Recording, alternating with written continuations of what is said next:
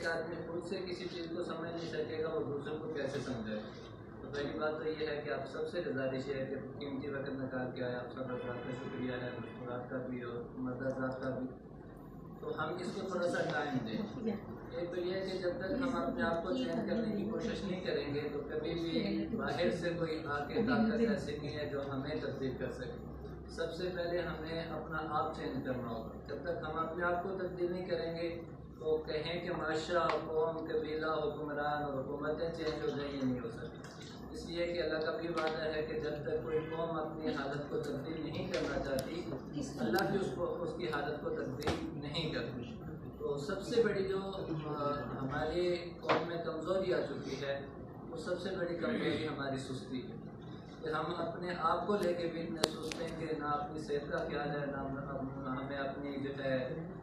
دین کے اعتبار سے کسی چیز کا خیال ہے، اور سب سے بڑی چیز یہ کہ اللہ نے ہمیں بہت قیمتی زندگی دی ہے، اس کا ہمیں کوئی احساس نہیں ہے کہ یہ زندگی ہم سے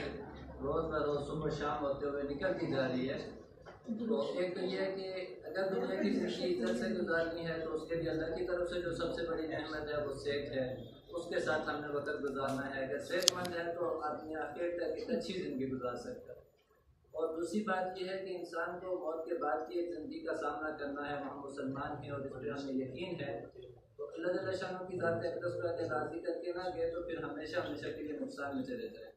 لہٰذا دونوں چیزوں کو سامنے رکھتے ہوئے کہ ہم اپنے دین کو بھی سامنے رکھیں اور اپنی جو ہے صحت کو بھی سامنے رکھتے ہوئے چلیں۔ اللہ نے ہمارے سامنے دو پلیٹ فارم پیش کیے ہیں،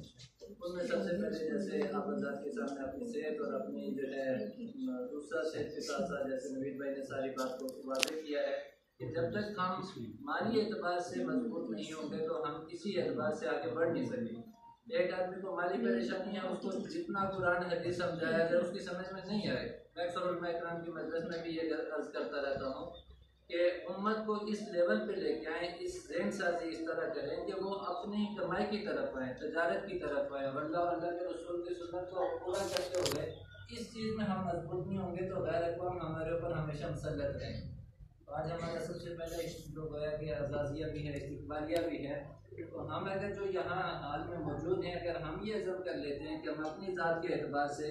خود سے صحت کے اعتبار سے بھی جو ہے کوشش کریں گے مضبوط ہونے کی، اور ہم مالی اعتبار سے بھی ہم اپنے آپ کو اتنا مضبوط کریں گے کہ ہم کسی کے محتاج نہ ہوں، تو مجھے خیال ہے کہ انشاءاللہ ثم انشاءاللہ پھر ہمارے وہ خیالات، وہ خواب، وہ ڈریم سارے کے سارے پورے ہو سکتے ہیں۔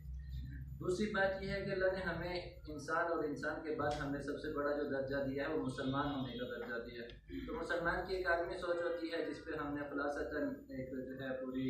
یہ جو انٹرنیشنل مشن اور ٹرسٹ ہے جس کا خلاصہ طاہر بھائی نے رکھ دیا ہے،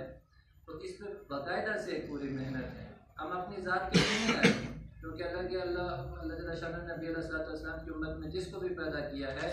وہ صرف اپنی ذات کے لیے نہیں آیا بلکہ پوری انسانیت کے لیے آیا۔ اور انسانیت کی خدمت دو طرح سے ہے، ایک دنیاوی ضروریات کے اعتبار سے جیسے کہ سارے کے سارے انسان برابر ہیں ہر ضرورت کے اعتبار سے، اور دوسرا اس کی آخرت کی ضرورت ہے، آخرت میں کامیابی حاصل کرے اس کے لیے اسلام کی ضرورت ہے۔ تو ہر دنیا کے ہر کونے میں ہم اسلام کی بات پہلے درجے میں نہیں رکھ سکتے، لیکن کم سے کم ہم انسانیت کی بات تو سب کے سامنے رکھ سکتے ہیں۔ اور یہ آپ سب حضرات کو اچھے سے علم ہونا چاہیے کہ اللہ نے سب سے بڑا جو انسان بنایا ہے نا کائنات میں، جس کو سب سے بڑی حیثیت دی ہے وہ جناب رسول اللہ صلی اللہ علیہ وسلم کو حیثیت دی ہے، اور آقا علیہ السلام کی ترتیب زندگی پہ جو آئے گا وہ سب سے بڑا انسان ہے۔ جو آقا علیہ السلام کی ترتیب کو چھوڑ کے زندگی گزارے گا وہ انسان کہلانے کے قابل نہیں ہے۔ دنیا کے اعتبار سے اس کے پاس چاہے جتنی بھی انعامات ہو جائیں، جتنی چیزیں ہو جائیں، جتنی وہ جمع ہو جائیں، وہ انسان کہلانے کے قابل نہیں۔ مقصد اور مثالوں کے ساتھ بات واضح کر کے دعا کرتے ہیں انشاءاللہ۔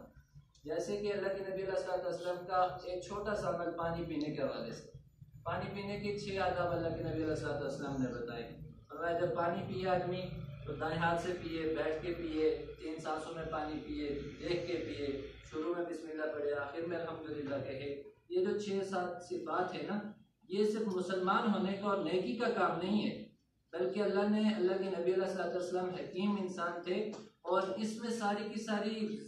صحت کے حوالے سے بھی، اس کی دنیا کے حوالے سے بھی، اس کے آخرت کے حوالے سے بھی، ان 6 صفات کے اندر وہ ساری چیزیں جمع ہوگی۔ اب پانی پینا کھڑے ہو کر انسان کے لیے کتنا نقصان دہ ہے، یہاں پر ذات کو بہت ساری جگہوں سے معلومات بھی ہو گئی ہوں گی۔ اب اللہ کے نبی علیہ السلام کے ہر عمل میں اللہ نے انسان کی دنیاوی فوائد بھی رکھے ہوئے ہیں، اس سے اخروی بھی فوائد رکھے ہوئے ہیں۔ ایک آدمی دنیا کی حکومت اس کے پاس ہے، لیکن وہ اگر اس طریقے سے پانی نہیں پی رہا تو گویا کہ وہ انسانیت کے طریقے سے پانی نہیں پی رہا۔ تو اللہ کے نبی علیہ السلام سب سے پہلے بڑے انسان تھے، اور ایمان اور اسلام جو اللہ کی طرف سے ان پہ نبوت آئی ہے وہ 40 سال کی عرصے میں آئی ہے۔ اسلام اور جو ہے مسلمان ہونا وہ بعد میں آیا ہے۔ تو گویا کہ ہم سب سے پہلے یہ عزم تو کریں کہ ہم سارے کے سارے انسان بنیں گے۔ تو حال میں بیٹھے کون کون انشاءاللہ ارادہ کرتا ہے کہ آج کے بعد ہم اچھے انسان بنیں گے؟